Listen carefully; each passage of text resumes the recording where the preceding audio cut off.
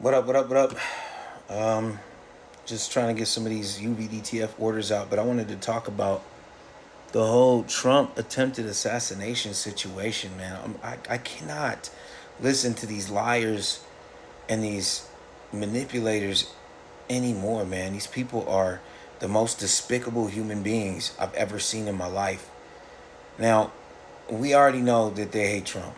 We know the left hates Trump. We know the deep state or the permanent state, mind you, because they're unelected people who work from the shadows who will never be voted out of office because they don't have a public office. They just run things covertly in a clandestine cabal of wickedness. Anyways, they hate Trump. We know this. We've watched it from the moment he came down that escalator. They were clowning him. He'll never be president. And then as they saw him picking up steam, here come all the smear tactics. Here come the reports of the P tapes. Here comes Russia collusion. Here comes all this information. It's false information, which it's been proven to be false. We know that the old Russia collusion hoax was bought and paid for by the DNC and the Hillary Clinton campaign, right? It's been proven. And guess what happened to her? What happened to them? Nothing. Little slap on the wrist. Nothing. And then they tried to get him on the classified documents scandal. But if you remember, Hillary Clinton had a ridiculous amount of classified documents that she destroyed the evidence of. And what happened to her? Nothing. They literally tried to lock this man up over classified documents that he had the right to have as president. But they Daddy, let Hillary off the hook. What's up? can I use these? Why are you naked? Outside? Get out of here. I'm making a video. No. These. Goodbye. Nobody needs them. No, don't touch my scissors. Get. Go put some clothes on. And anyways, sorry about that. Anyways, that's what happens when you have a bunch of boys running around. Sometimes there is nudity involved. They like to shed their clothes. I mean, I did too when I was like 3, 4, 5. So I can't blame them. Anyways, yeah, they tried to get him on these classified documents, and they tried to get him for fraudulent business filings, right? Basically, he filed some documents incorrectly with the whole Stormy Daniels thing, even though the only way that they could bring that against him was if it was being used to show that he had falsified documents to commit a crime, but they never showed what crime he supposedly committed by falsifying these documents. That's one thing. Number two, statute of limitations was breached. Anyways, all this was nonsense, and they tried to get everything. They tried to smear him. They tried to frame him. They tried to lock him up. They tried to financially bankrupt him. That didn't work. There's only one option left. It's to take him out. And they try to hit us with that lone wolf shooter narrative. It's the same narrative they played with all the previous assassinations and assassination attempts in our nation. It's like the CIA doesn't have any new material, right? And this is what they wanted. And I'm going to tell you why they did this, okay?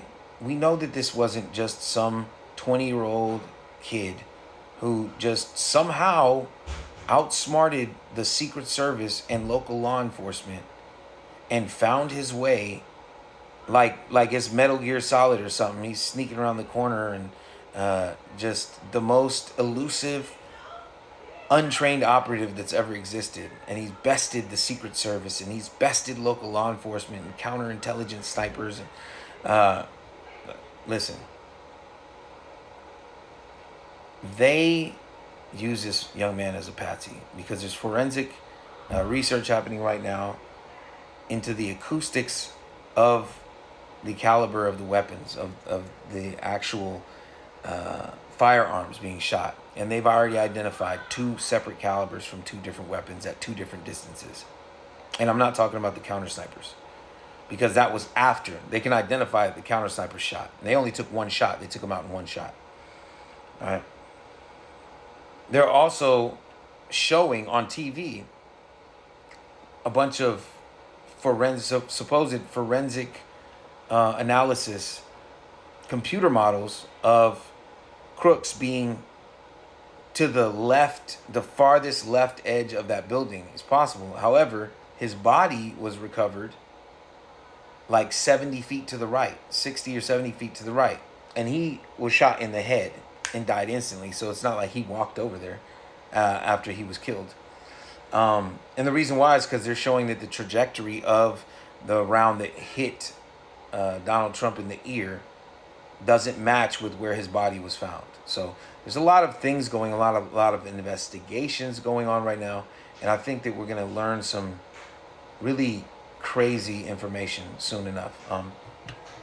But this is they did this on purpose. They used him as a patsy because they want to kill Trump, because they cannot beat him.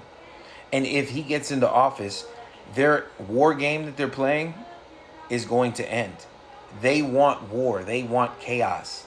Because when there's chaos, there's this whole saying that the Rockefellers and those that go to the Bilderberg Foundation group and all these people in these secret cabals, they talk about how they use chaos in order to move society and the world closer to their end game, to their agenda. There's a saying that I can't remember who said it. The saying is, never let a good crisis go to waste, right? And they never do. But they were not expecting this assassination attempt to fail. They wanted Trump's brains to be blown out on public television, for his head to pop all over that stage, and for the extreme right, the Republicans, the conservative right, and just the moderates to lose their mind. And they wanted civil war to break out in this nation. They wanted to pit the left versus the right. They wanted us to be fighting and killing each other in the streets. Why? So that they can deploy the military, declare martial law, lock down the country, suspend all elections, and take full control of our country, right? They couldn't do it. They failed with COVID. And they're not able to just outright go ahead and do it. So they needed something, a catalyst. They were not expecting this to fail. They probably told Crooks, oh, you know what? Don't worry about it. You'll be fine. We'll protect you. We won't let anything happen to you. Knowing that they were just going to off him. Because if you look at that boy's picture and you listen to who he was not going to last under an interrogation if he was taken alive. So I just want everybody to really think about this. They hate us. They hate the freedoms that we have. They hate the world. This is the super class in the permanent state attempting to enthrall this entire planet into a global conflict so that they can take over and enslave all of us. That is what's happening. Whether you believe it or not, I believe that God saved Trump at that moment, but not because Trump is some righteous man, but because God has his own timeline. And the enemy, the devil, is trying to advance that timeline to conform to his timeline. And if you don't believe that God is going to use a prideful, unrighteous man like Donald Trump, a person who says he doesn't need God's forgiveness because he always tries to do the right thing, a person who will not call upon the name of the Lord in humility and humble himself, which I hope he does. I pray to the good Lord above that Donald Trump humbles himself, falls down on his knees, and cries out and calls upon the name of the Lord and asks to be saved. Then he repents, changes his mind about who Jesus is and believes on him. I really hope that happens. That'd be great. But I don't think it's going to happen. But I do know this, that God used one of the most wicked men ever recorded in the Bible for his purposes. And that man eventually got right with God. And I believe that he got saved. And that's Nebuchadnezzar. If you don't know, you need to find out. All right? Open your Bible and learn about Nebuchadnezzar, how wicked he was and how God used him. Anyways, that's my 2 cents. This is wild. Anyways, God bless you. Love God, love yourself, and love others.